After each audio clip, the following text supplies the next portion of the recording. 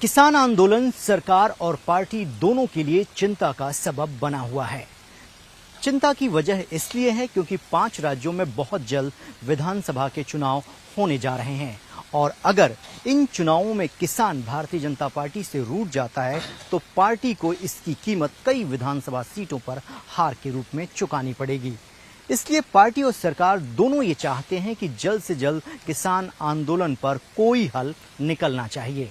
सरकार ने अपना स्टैंड क्लियर किया है कि वो तीनों कृषि कानून को वापस तो नहीं लेगी, लेकिन उसमें किसी भी प्रकार का बदलाव करने के लिए वो तैयार है। लेकिन किसान आंदोलन करने वाले जितने भी समितियां हैं, आंदोलनकारी किसान हैं, उनकी ये मांग है कि तीनों कृषि कानून बिल वापस होने चाहिए। विपक्ष भी लगातार किसानों को सपोर्ट कर रहा है क्योंकि उसको अपना राजनीतिक हित साधना है।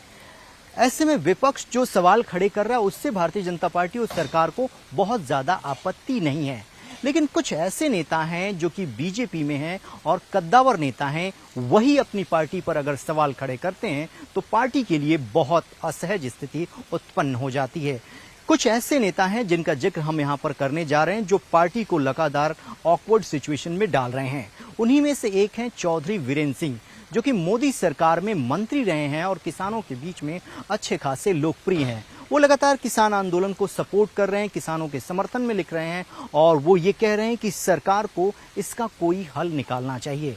ऐसे में विपक्ष को बैठे बिठाए एक मुद्दा हाथ लग जाता है कि जब बीजेपी के अपनी ही पार्टी के लोग ये कह रहे हैं कि ये बिल ठीक नहीं है, किसानों के हित में नहीं है, फिर भारतीय जनता पार्टी और सरकार इस बात को क्यों नहीं मानती। वैसे ही वरुण गांधी और मेनका गांधी दोनों ही पार्टी के बड़े नेता हैं। मेनका गांधी जो मोदी 1 था उसमें महिला एवं बाल विकास मंत्री भी रही थी, वो भी लगातार किसानों के समर्थन में इस तरीके की बातें कर रही हैं। और जो लखीमपुर की घटना हुई उसके बाद से वरुण गांधी ने बैक टू बैक कई ट्वीट किए जिसमें ये बताया कि किस तरीके से यहाँ पर किसानों को रौंदा गया, जिससे सरकार की जो स्थिति है, जो पार्टी की स्थिति है, वो बहुत असहज हो जाती है। और इस वजह से पार्टी ने ये फैसला लिया कि इन नेताओं को कोई मैसेज देना होगा कि पार्टी में रहकर पार्टी के खिलाफ अगर आप काम करते हैं तो पार्टी उसको सहन नहीं करेगी, क्योंकि पार्टी का एक अपना लाइन होता है, एजेंडा होता है। आपको अगर कोई बात करनी है